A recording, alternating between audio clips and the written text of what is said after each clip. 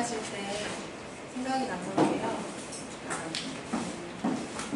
지금 수업을 듣는 와중에도 저의 의식 변화가 크게 되어서 의견을 듣고 싶은데, 제가 1학년 친구들 수업을 하다가 아직 그 친구들은 이제 꿈을 많이 꾸는 상태에 있는 친구들이라서 세 개의 부분이 굉장히 이렇게 유명하게 지어져 있는 친구들이 아니다 보니 저 혼자 그런 생각을 해본 거예요. 만약에 이 친구들 중에 생명이나 색약이나 이런 친구들이 있으면 내가 어떻게 도와줘야 되지? 라는 의문을 가지고 있었어요, 최근에. 그런 친구가 있다는 뜻이 아니라. 그랬는데 좀 전에 아까 이제 밑에 색채론 얘기하실 때 흑백이 이렇게 농도에 따라서 적색 녹색이 구분이 되면서 이런 얘기들을 하실 때, 그러면 이 친구들은 인지학적으로 봤을 때 어떤 오류가 있을까? 아까 든 생각은, 처음에 든 생각은, 그러면 감각과 사고에 의해서 성장 속도가, 인지적 성장 속도가 더뎌질 수 있는. 잠깐만요, 죄송합니다. 네. 따로 얘기해요. 따로 얘기할까요? 학교, 그러니까 아주 구체적인 교과에 대한 얘기라서 네. 조금 구체적으로 들어가야 돼요. 좀 따로 얘기했으면 좋겠고요. 제가 오히려 지금 같이 한번 보고 싶었는데 맡은 게 잠깐 다른 것도 한번 읽어드릴게요. 네. 3.1운동 맨 끝에 그 세 가지 조항 한 거 있잖아요. 그거를 이제 원래는 한문으로 돼 있고 한문을 우리가 이해를 하면 맛이 좀 살아나는데 한문을 잘 모르니까 나도 그냥 한글로, 현대 한글로 된 내용을 좀 한번 보겠습니다.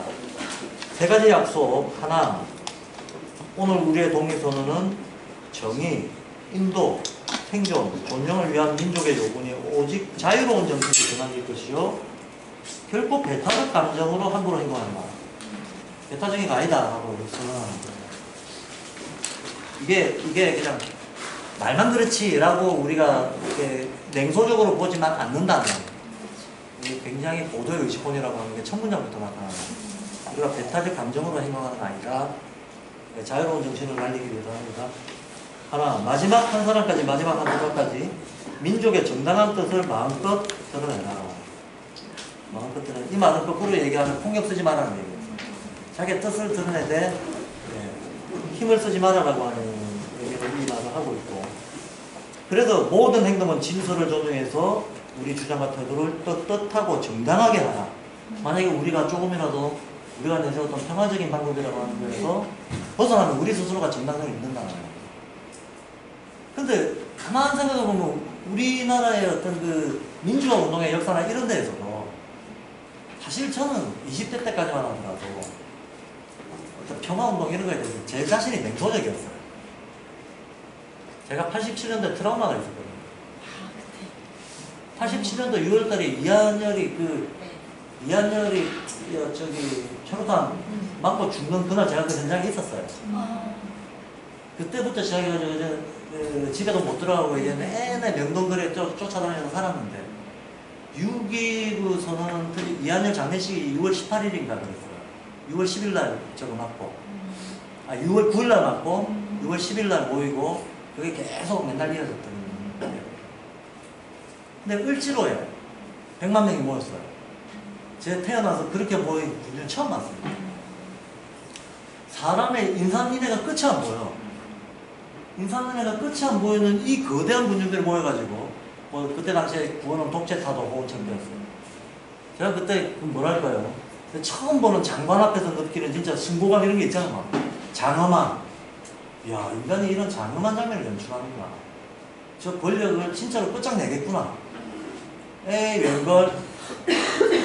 조금 있다가 다다다다다다다 하길래 옛날에 지랄탄이라는 게 있습니다. 지랄탄은 이때 연발로 쏘는 최루탄입니다.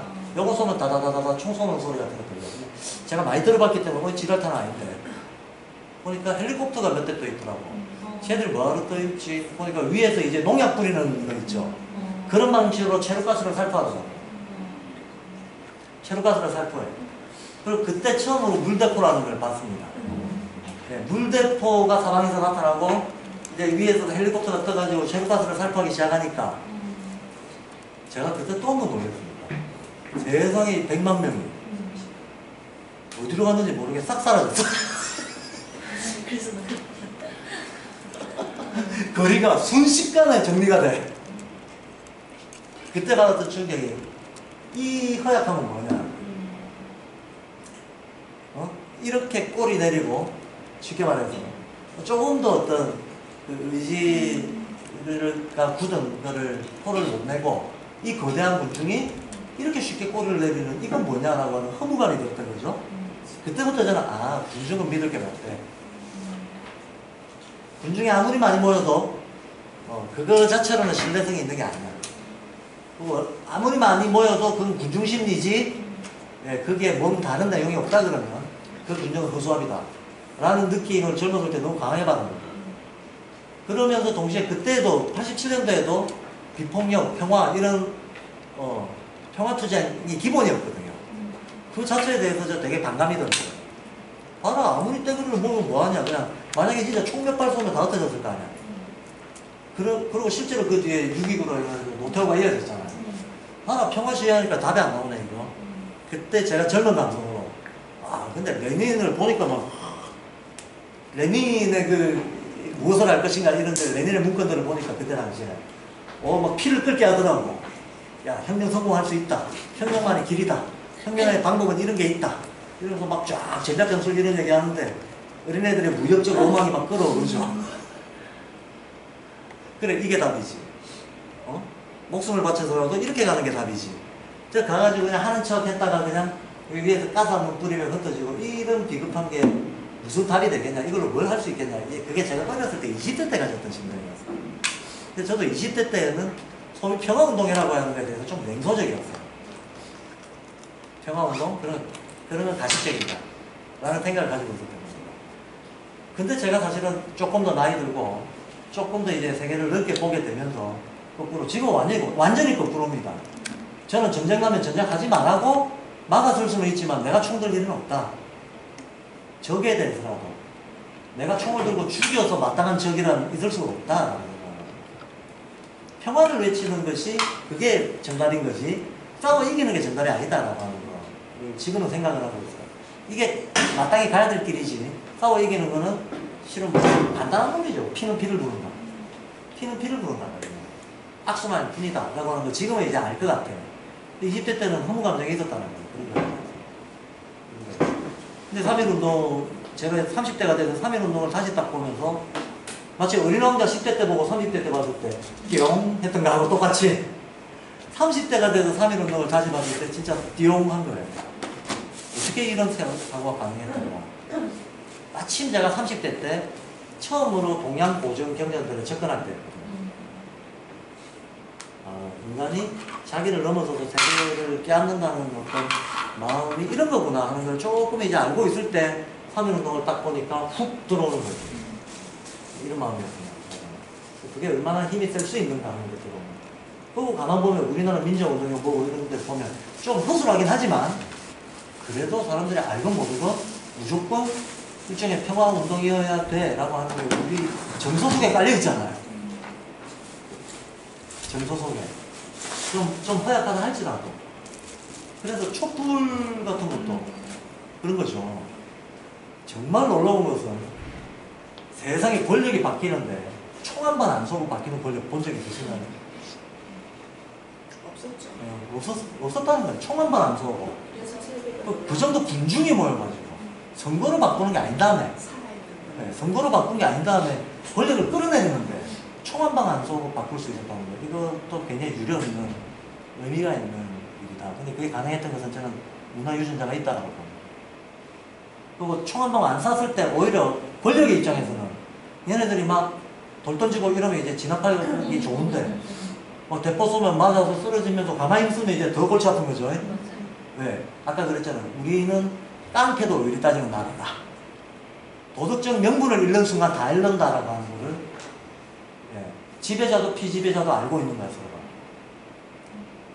도덕적 명분이 없는 거는 인간이 할 바가 아니야 라고 하는 거에 대한 사회적 어떤 문화적 합의가 무의식적으로 있다는 거예요.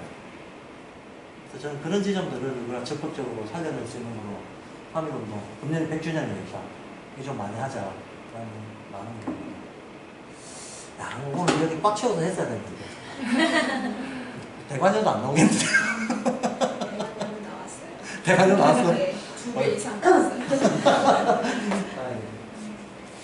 뭐 특별히 질의응답보다도 그다음에 이제 오늘 사실 세부적으로 이것저것 많은 얘기를 했습니다. 사고정책 얘기도 하고 뭐 자유철학도 잠깐 제가 요약을 한 셈이고 칸트 얘기도 하고 부분 얘기를 했는데 과천에서는 제가 학기당으로 계속 강의를 하고 있습니다.